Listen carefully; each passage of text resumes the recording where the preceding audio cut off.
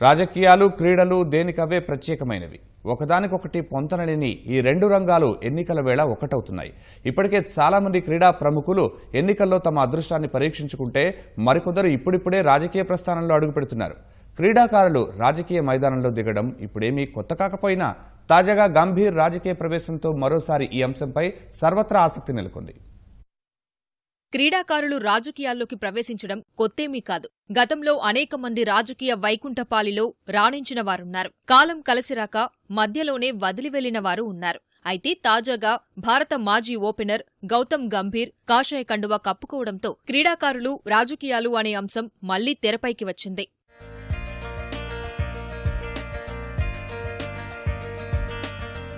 మైదానంలో రాణించినంతగా క్రీడాకారులు రాజకీయ క్రీడలో విజయవంతం కాలేదనే చెప్పాలి. కొంతమంది మాత్రమే అటు ఆటలోనూ ఇటు ఓటుబాటలోనూ గెలుపొందారు. అలా రెండు రంగాల్లో విజయం సాధించిన రాజకీయ క్రీడా ప్రముఖుల్లో ముందుగా గుర్తొచ్చే పేరు రాజ్యవర్ధన్ సింగ్ రాథోడ్. సైనికుడిగా జీవితాన్ని ప్రారంభించిన రాథోడ్ షూటింగ్పై మక్కువతో దానిని నేర్చుకుని అందులోనూ రాణించాడు. 2004 ఏథెన్స్ ఒలింపిక్స్లో రజత పతకం సాధించారు. అనంతరం ఆర్మీకి రిటైర్మెంట్ ప్రకటించిన రాథోడ్ భాజపాలో చేరి 2014 సార్వత్రిక ఎన్నికల్లో ఎంపీగా గెలుపొందారు. అనంతరం మోదీ క్యాబినెట్లో చేరిన రాథోడ్ క్రీడాశాఖ మంత్రిగా పనిచేసిన తొలి క్రీడాకారుడిగా చరిత్ర సృష్టించారు.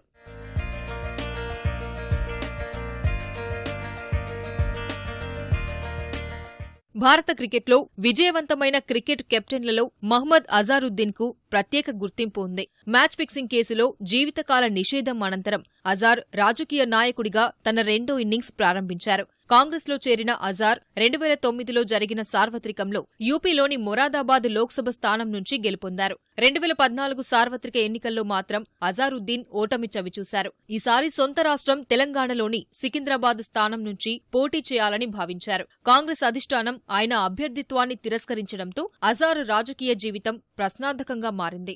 భారత రాజకీయ యవనికపై మెరిసిన మరో క్రీడాకారుడు భారత మాజీ క్రికెటర్ నవజోత్ సింగ్ సిద్ధు.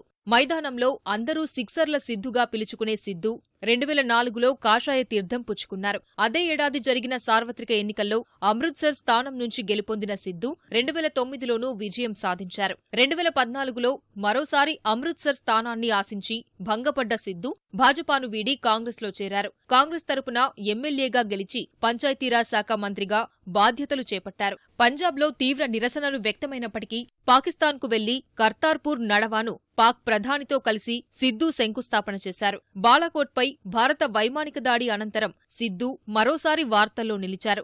ఈసారి పాకిస్తాన్కు అనుకూలంగా మాట్లాడి తన రాజకీయ పురోగతిని చిక్కుల్లో పడేసుకున్నారు. అటు క్రికెట్లోనూ ఇటు రాజకీయాల్లోనూ రాణించిన మరో క్రీడాకారుడు కీర్తి ఆజాద్. 1983 ప్రపంచకప్ సాధించిన భారత జట్టు సభ్యుడు. భాజపాలో చేరి రాజకీయ రంగ ప్రవేశం చేసిన ఆయన ఎమ్మెల్యేగా, ఎంపీగా బీహార్లో సేవలందించారు. ప్రస్తుతం దర్భంగా లోక్సభ స్థానం నుంచి ప్రాతినిధ్యం వహిస్తున్నారు. సొంత పార్టీకి చెందిన కేంద్ర మంత్రి అరుణ్ జైట్లీని బహిరంగంగా విమర్శించడంతో ఆజాద్ను భాజపా సస్పెండ్ చేసింది. ప్రస్తుతం ఆయన కాంగ్రెస్లో కొనసాగుతున్నారు.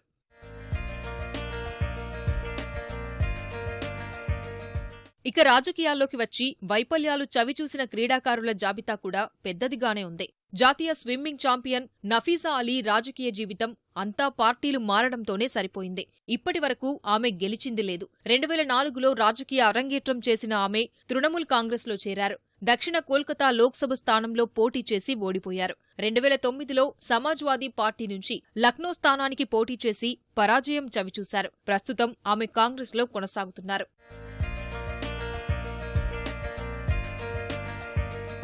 వీరితో పాటు మరికొంతమంది క్రీడాకారులు రాజకీయ రణరంగంలో తమ అదృష్టాన్ని పరీక్షించుకుంటున్నారు. ఫుట్బాల్ ఆటగాడు ప్రసూన్ బెనర్జీ తృణమూల్ కాంగ్రెస్, షూటర్ నారాయణ సింగ్ దేవ్ బిజు జనతాదళ్లో చేరి ఎంపీలుగా గెలిచారు. మాజీ క్రికెటర్ మహ్మద్ కైఫ్ 2009లో కాంగ్రెస్ తరపున ఉత్తరప్రదేశ్లోని ఫుల్పూర్ నుంచి పోటీ చేసి పరాజయం చెందాడు. ఫుట్బాల్ ఆటగాడు బైచుంగ్ భూటియా 2014లో తృణమూల్ కాంగ్రెస్ తరపున పోటీ చేసి పరాజయం చవిచూశాడు. ఈసారి స్వరాష్ట్రం సిక్కింలో సొంత పార్టీ హమ్రో సిక్కిం తరపున పోటీ చేసి తన అదృష్టాన్ని పరీక్షించుకోనున్నాడు. ప్రత్యక్ష రాజకీయాల్లోనే కాక మరికొంతమంది క్రీడాకారులు రాష్ట్రపతి ద్వారా నామినేట్ అయ్యి రాజ్యసభ సభ్యులుగా సేవలందించారు. క్రీడా విభాగంలో 2012లో సచిన్ తెందూల్కర్ను రాజ్యసభ ఎంపీగా రాష్ట్రపతి నామినేట్ చేశారు. అనంతరం 2016లో మేరీ కోమ్ రాజ్యసభ సభ్యురాలిగా నామినేట్ అయింది. క్రియాశీల రాజకీయాల్లో లేకపోయినా కొంతమంది క్రీడాకారులు ప్రజల్లో ఓటింగ్పై చైతన్యం తీసుకొస్తున్నారు. ప్రధాని పిలుపు మేరకు సచిన్, విరాట్ కోహ్లీ, మహేంద్ర సింగ్ ధోని, రోహిత్ శర్మ, సెహ్వాగ్, రెజ్లర్ భజ్రంగ్ పునియా ఓటు అవగాహన కార్యక్రమాల్లో పాల్గొంటున్నారు.